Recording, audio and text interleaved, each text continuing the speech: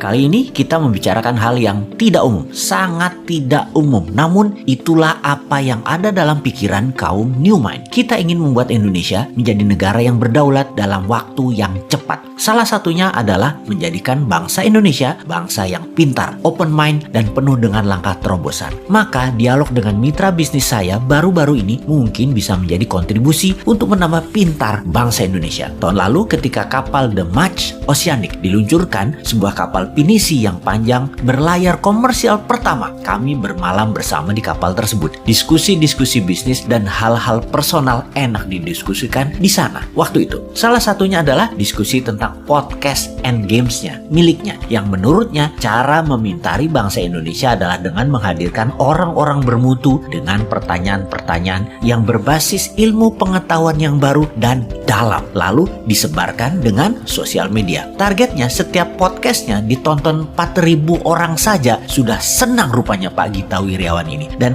saya langsung komentar, enggak bro, bisa ratusan ribu viewernya kalau memang pertanyaannya berbasis ilmu pengetahuan kekinian dan bintang tamunya orang yang up to date ilmunya. Ternyata benar, hampir setahun kemudian, yaitu pada saat ini, podcast and games ada di level cukup atas dalam tanda petik secara pilihan viewersnya. Mereka yang nonton orang-orang yang peduli ilmu. Terbukti sudah jutaan viewernya hingga saat ini. Kemarin kami berdiskusi ingin melakukan sesuatu yang baru di tahun depan, di tahun 2022. Apa yang kita ingin kerjakan? Kita merasa saat ini ilmu bisa didapat dengan cara kekinian, di mana belum pernah ada dalam sejarah. Hingga saat ini ada acara yang menghadirkan 3 peraih Nobel Ekonomi hadir dalam satu forum. Kenapa nggak Indonesia mengadakan duluan? End Game Show namanya. Jumpa darat 3 peraih Nobel Ekonomi atau Nobel Laureate. Mereka hadir untuk memberikan pelajaran dan tanya jawab langsung tentang ekonomi dunia saat ini. Dan mereka hadir di Indonesia. Yakin yang hadir nanti bukan hanya orang Indonesia yang menonton acara tersebut secara live, tapi pejabat, direksi BUMN, juga pejabat negara tetangga ASEAN dari Filipina, Malaysia, Singapura, Thailand, dan lain sebagainya. Mereka hadir dan mengirim petinggi mereka. Pak Gita Wirjawan sebagai hostnya, sebagai Oprah Winfrey-nya di acara Endgame Show tersebut. Siapa yang akan diundang? Paul Krugman misalnya, kita akan undang. Juga saya mengusulkan diantaranya adalah Profesor Michael Hudson. Walaupun dia belum meraih Nobel Ekonomi, namun sebagai bintang tamu, sebagai pengisi forum dialog bersama para peraih Nobel Ekonomi tersebut akan seru banget diskusinya. Oh ya,